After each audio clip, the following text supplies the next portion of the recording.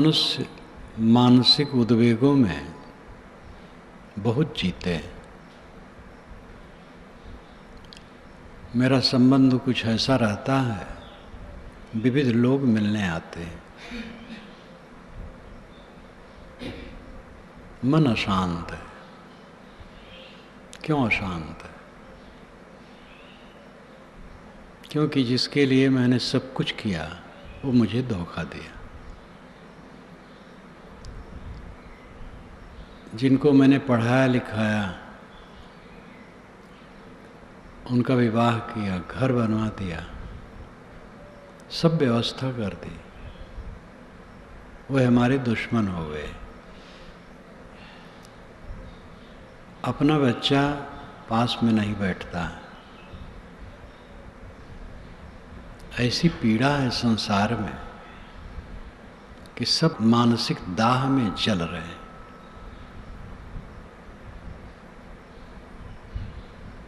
इस जलन की दवाई क्या है? कोई टाटी ऐसी नहीं है जो चारों तरफ बांध दो, फिर कोई ऑब्जेक्शन, कोई परेशानी बाहर से न आए। सत्कार तिरस्कार मनुष्य अपनी समझ के अनुसार करता रहता है। कोई आकर के ही खड़ा होकर हमें गाली देने लगे, उसका विचार है। मेरी वंदना करने लगे, उसका विचार है। उसको लेकर के अगर मैं पीड़ित होता हूँ तो ये पीड़ा कभी मिटने वाली नहीं। गाली देने वाला निमित्त है, और जो मेरे अंदर में दुख होता है वो मेरा अज्ञान है। निमित्त सदैव बने रहेंगे, लेकिन अज्ञान को मिटाया जा सकता है। इस बात पर ध्यान दें।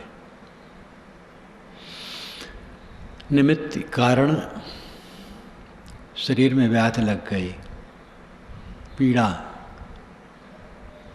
ये निमित्त आ गया। धीरज रखो, सब दूर हो जाएगा। शरीर में पीड़ा बनी रहे, मन प्रसन्न रखो,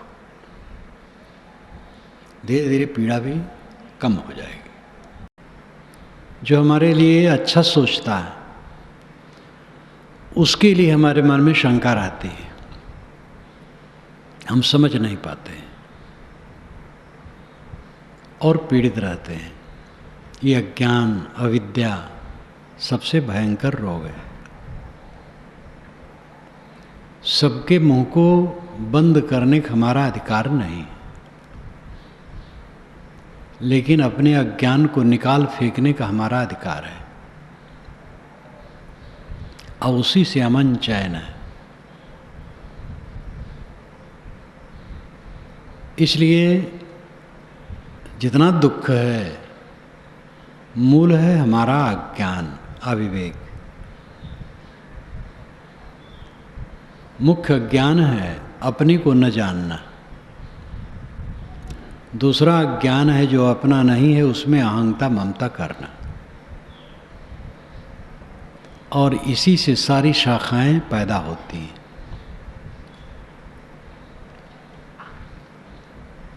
अपना स्वरूप निर्मल है, आत्मा निर्मल है। आत्मा में नस नाड़ी नहीं, चाम बाल केश टट्टी पेशाब ये सब नहीं। आत्मा निर्मल है, और वही मैं हूँ। शरीर हाड़ चाम का ढांचा है, कुछ दिन के लिए है, विनस जाने वाला है।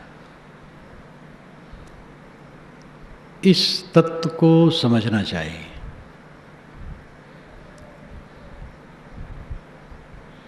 जो मेरा नहीं है उसमें हमारी अहंता ममता होगी तो मन कभी संताप से मुक्त नहीं होगा। भयंकर रोग है अहंता ममता। जिसके लिए हमारी ममता होती है, कुछ दिनों में उसकी पोल पट्टी खुलती है।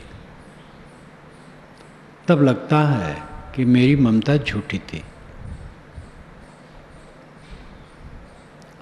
सबसे बड़ी ममता शरीर में है, और शरीर अचानक जाता है, बताता भी नहीं अब जाऊंगा, इतने दिन में जाऊंगा, अचानक चला जाता है। और जीवन में अनेक घटनाएं घटती रहती हैं, जिस पर हमारा विश्वास होता है वो धोखा देता है, जिस पर हमारा मोह होता है वो धोखा देता है।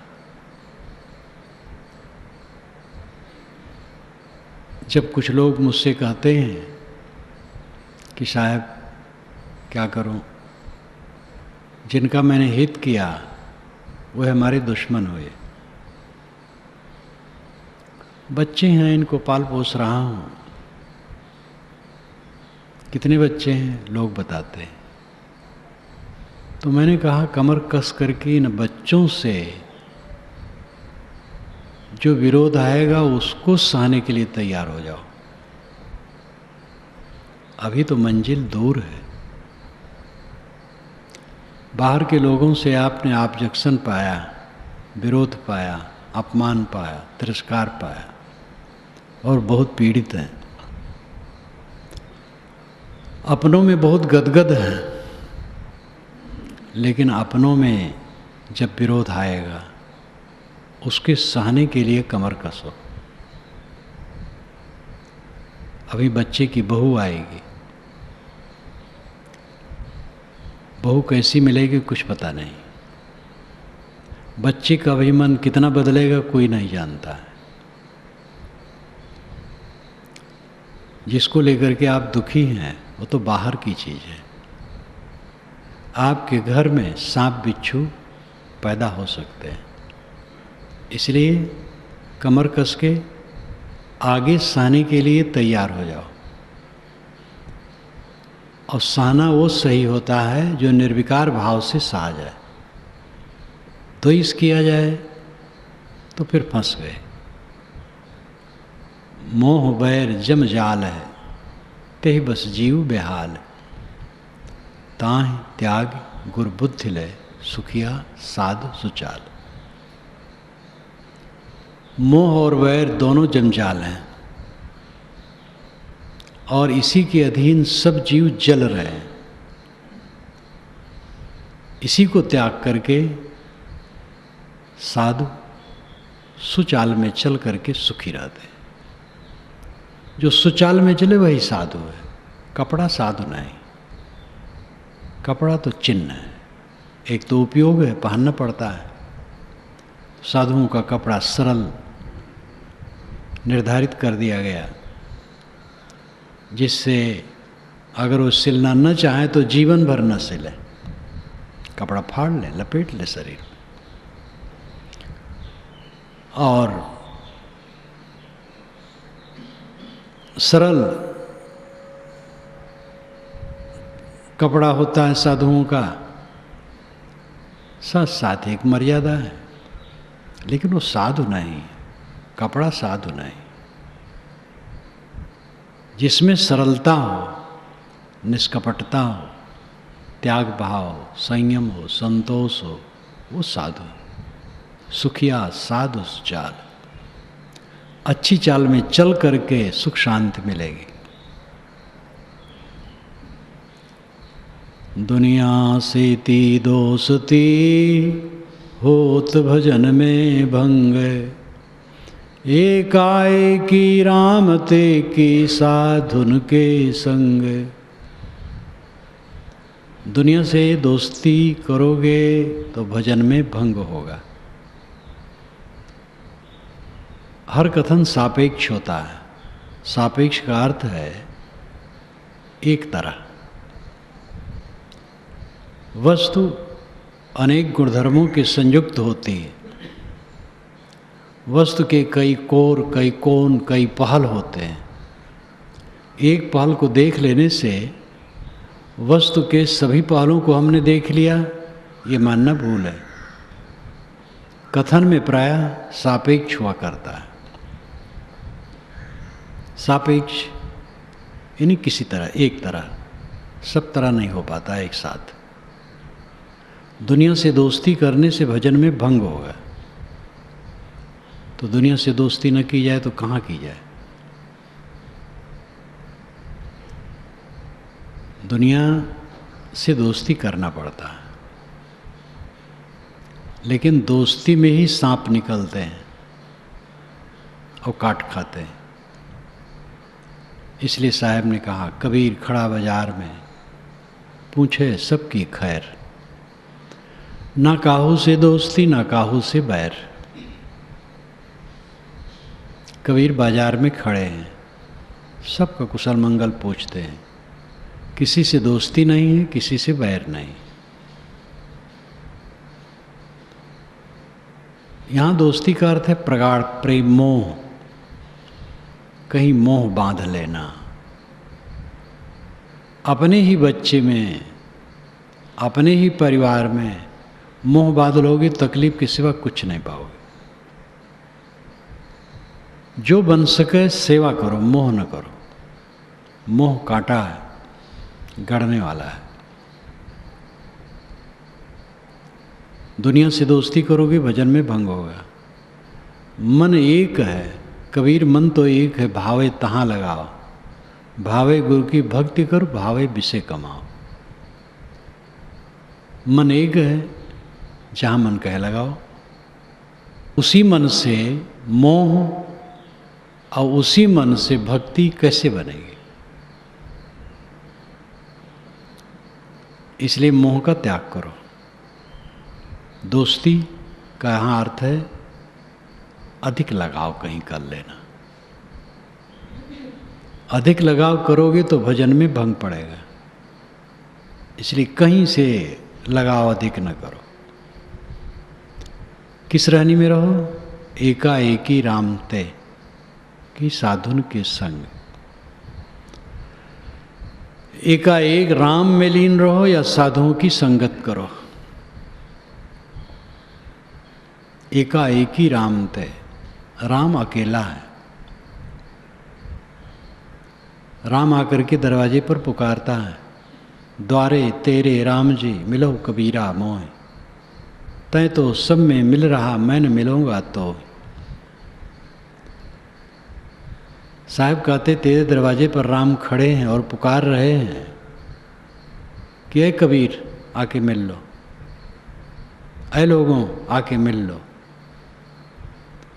तो लोगों ने कहा, महाराज दरवाजे पर आ गए तो जरा अंदर आ जाइए। वो घर वाला अंदर से निकल के दरवाजे तक नहीं आना चाहता है। राम से कहता है, महाराज आ गए, पता नहीं कितनी दूर से आए, साकेत लोक से आए हैं कि किस लोक से आए हैं। जब इतनी दूर से आए तो जरा 2 कदम और अंदर आ जाइए। तो राम ने कहा, तय तो सब में मिल रहा, मैं न मिलूंगा तो। तू तो सब में मिला हुआ है, सब में मोह ममतम फंसा है, मैं तेरे से नहीं मिलूंगा। इतनी दूर आ गया और तू इतनी दूर नहीं आ सकता है। मैं 1000 कोस से आ गया और तू 4 गज से नहीं आ सकता है, तो मैं क्या तेरी आशा करूं? तो राम लौट गए। ये अलंकारों का कथन है। आपके दरवाजे पर राम खड़े हैं और आप आंख नहीं खोल रहे हैं। सब में मिल रहे हैं, राम को छोड़ दिए। सबसे मोह, राम से लापरवाह। ये राम आत्मा है, स्वस्वरूप ही राम है। लेकिन जब हमारा मन सब में मिला रहेगा तो राम में कैसे ठहरेगा? छूटने वाली वस्तुओं में जो मोह करता है, स्थिर वस्तु में कैसे स्थित हो सकता है? जो निश्चित को छोड़ता है और अनिश्चित को पकड़ता है, वो दोनों तरफ से जाता है। क्योंकि निश्चित को तो स्वयं छोड़ दिया और अनिश्चित छुटा छुटाया है। देह और देह संबंधी प्राणी पदार्थ, ये छुटे छुटाए, और राम को हमने स्वयं छोड़ दिया। तो दोनों दिन से गए पाड़े, हलुए हुए न माड़े। न खुदा ही मिले न विशाले सनम। इसलिए स्थिर वस्तु में हमें प्रेम करना चाहिए। राम एकाएकी है, अकेला राम है, सुस्वरूप आत्म अस्तित्व ही राम है, स्वरूप ही राम है, आत्मा ही राम है। अपने मन को समेट लो, राम में डूब जाओ। यथा यथा प्रत्यगवस्थितम मन तथा तथा मुंचित वाह वासना निशेष मोक्षे सतिवासनानाम आत्मानुभूति प्रतिबंध शून्य। ये स्वामी शंकराचार्य का वचन है, विवेक चूड़ामणि का। यथा यथा जैसे जैसे प्रत्येक अवस्थितम मन, प्रत्येक भीतर मन अवस्थित होगा, जैसे जैसे मन सिमटता जाएगा अंदर, तथा तथा वैसे वैसे मुंचित बाह्य वासना, बाहर की वासनाएं छूटती जाएंगी। जितना मन समाहित होगा, बाहर की रस्सियां कटती जाएंगी।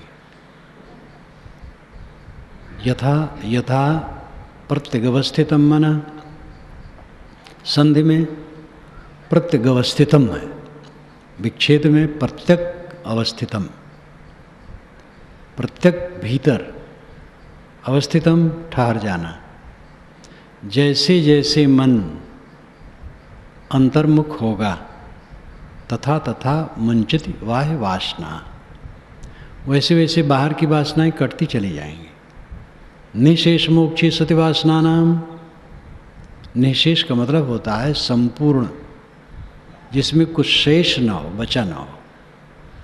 निशेष मोक्षी सतिवासना नाम, सारी वासनाओं का क्षय हो जाने पर आत्मानुभूति प्रतिबंध शून्य।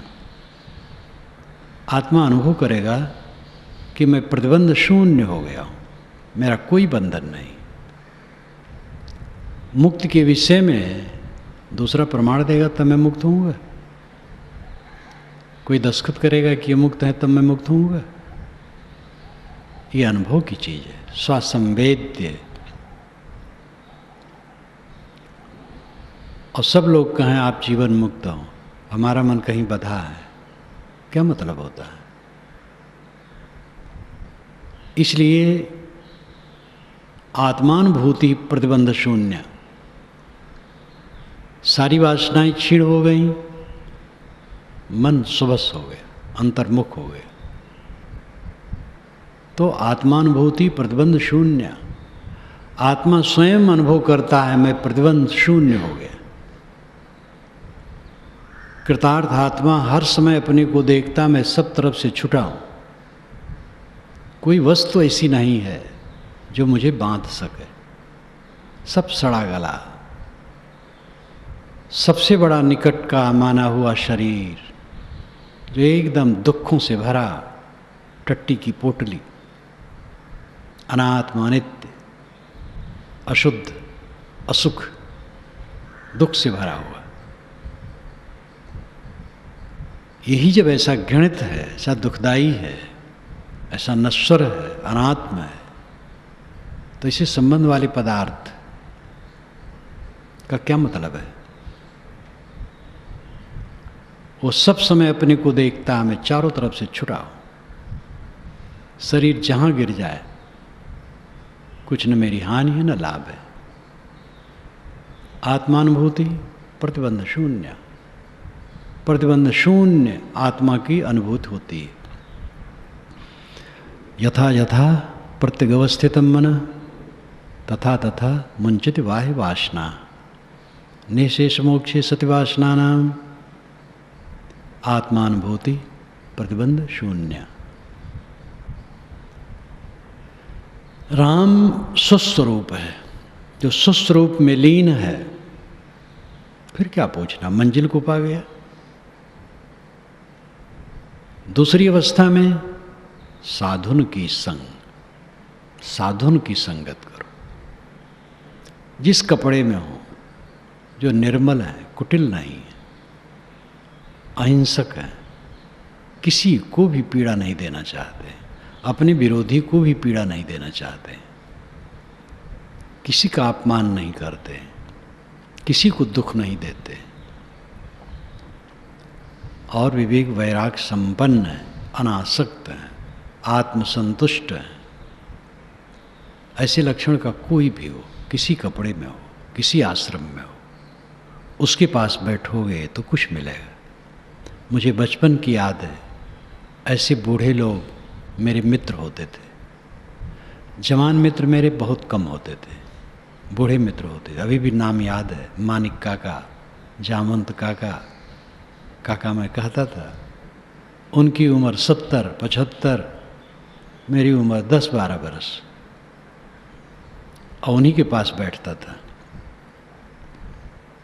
अच्छे लोग गृहस्थों में भी होते, खुराफाती वेशधारियों में भी होते, इसलिए वेश का महत्व नहीं है। जो साध हो, सरल हो, पवित्र हो, ऐसे की संगत करो। दुनिया के धोखे मुआ चला कुटुंब की कहानी, तब कुल की क्या लाज है जब ले धरा मसानी। दुनिया के धोखे में मर गया पच करके, ये कर रहा हूँ, वो कर रहा हूँ, ये प्रबंध, वो प्रबंध, वो प्रबंध। अपना प्रबंध ही नहीं किया, अपने आत्मा को भवबंधनों छुड़ाने के लिए काम ही नहीं किया। बस दुनिया के प्रबंध में अपना नरक बना लिया। दुनिया के धोखे मुआ चला कुटुंब की कहानी, कुटुंब की मर्यादा में डूब गया। ऐसे हमें मिले लोग, आप जिसकी संगत करते हैं जरा ठीक नहीं है, पता नहीं किस जात पात के लोग हैं। साधु होने के बाद भी ऐसे कहने वाले थे, अरे वो तो स्वयं बड़े थे लेकिन छोटे में चले गए। अब ऐसे भोले भाले लोगों की बातों में जो पड़ेगा वो ज्ञान भक्ति वैराग के पथ पर चल पाएगा। ध्रुव प्रहलाद की कहानी क्यों लिखी गई है? इसलिए लिखी गई है कि अटको न कहीं, ये कुल की मर्यादा महारोग है जो पूरा का पूरा झूठा है। कुटुंब की कहानी में लोग चले, साधुओं के पास बैठते हो, अरे साधुओं के पास छोटी छोटी जात वाले, उनके पास बैठते हो। बड़ी जात वालों के पास बैठना चाहिए। रावण के पास, क्योंकि वो ब्राह्मण था। रावण बेचारा बहुत दोषी नहीं है, पीछे बहुत दोषी बनाया गया है। साहब कहते हैं तब कुल की लज्जा क्या रहेगी जब तुम्हारी लाश को लोग शमशान में ले जाकर के रख देंगे। ये तो आने वाला है दिन जब ले धरा मसान, वहां तो सब बराबर। कुल खोए कुल उबरे, कुल राखे कुल जाए, राम ने कुल कुल भेटिया, सब कुल गया बिलाए। कुल खोए कुल उबरे, कुल कुटुंब जात पात का अहंकार ममकार प्रपंच छोड़ दो तो कुल उबरे, संपूर्ण प्रकार से आपका उद्धार हो जाएगा। कुल राखे कुल जाए, और कुल कुटुंब जात पात का अहंकार रखोगे तो कुल जाए, संपूर्ण रूप से डूब जाओगे। राम निकुल कुल भेटिया, सब कुल गया बिलाए। राम निकुल है, राम का कोई कुल नहीं है। महाराज श्री राम का कुल था, वो रघुवंशी थे, सूर्यवंशी थे। लेकिन महाराज राम कहाँ मिलेंगे? एक वैष्णव संत मुझसे मिलने आए, मेरी उम्र के थे। उन्होंने कहा आप किसकी उपासना करते हैं? मैंने कहा श्री राम की। तो मुस्कुराने लगे। मैंने कहा आप श्री राम के शरीर को मानते हैं, राम की आत्मा को? तो गंभीर हो गए कि खैर शरीर तो रहा ही नहीं, तो हम के आत्मा को मानते हैं, तो उसी को मैं भी राम मानता हूँ। तो उन्होंने कहा ऐसा हम लोगों में कोई समझाने वाला नहीं।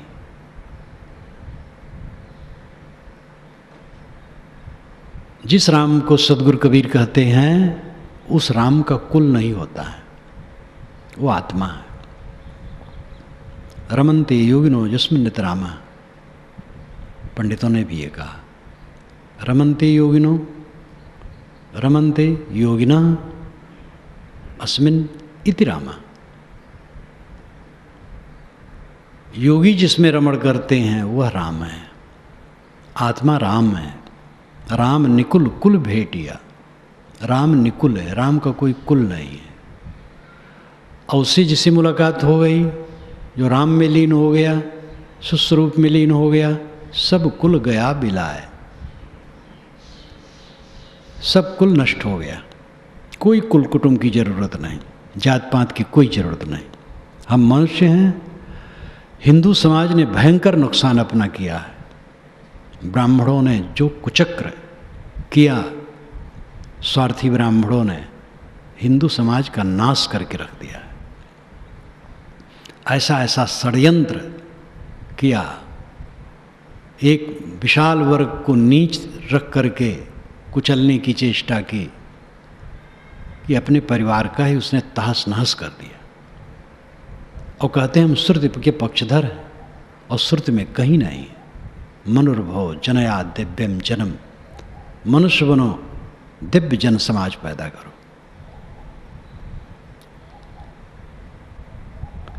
कुलकर्णी के कारणे हंसा गया बिगोए, तब कुल का कोलाज हैं चारि पाँव का होए।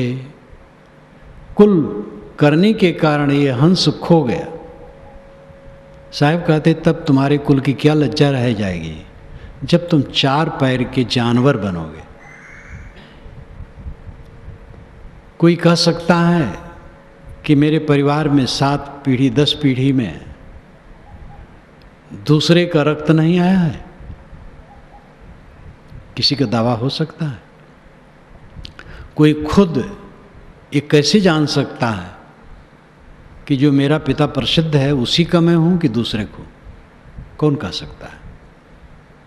ये तो मां जाने। भिन्न भिन्न जन्मों में क्या हम ब्राह्मण घर में ही जन्मे हैं, दूसरे घर में नहीं जन्मे हैं? किस चीज का अहंकार है? कुलकर्णी के कारणे ढिग ही रही गो राम, तब कुल का कोलाज हैं जब जम की धूमा धाम। कुल करने के कारण राम ढिग ही रह गया और मुलाकात न हुई। पास में ही राम, लेकिन जाति वर्ण आश्रम का घमंड और पर्दा, और राम से मुलाकात न हुई। ये सब कहने के तरीके हैं। आत्मा राम है, ढिग ही स्वस्वरूप ही है, लेकिन बाहरी तामझाम में उलझे रहे, बाहरी चीज़ों की मोह ममता में उलझे रहे और स्वरूप का परिचय नहीं हुआ। अपनी हकीकत का हमें पता न लगा। हमें अपने आप पर ध्यान देने की आवश्यकता है। जितना संबंध है सब हवा के झोंके की तरह है, कुछ रहने वाला नहीं। सारा संबंध क्षणिक है, सारी वार्ताएं क्षणिक हैं।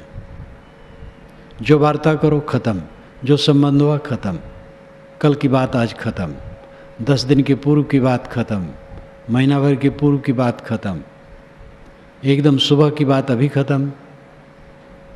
सब तो भागा जा रहा है, कहाँ मन लगाओगे? लेकिन आत्मा से आत्मा कभी अलग नहीं होता है।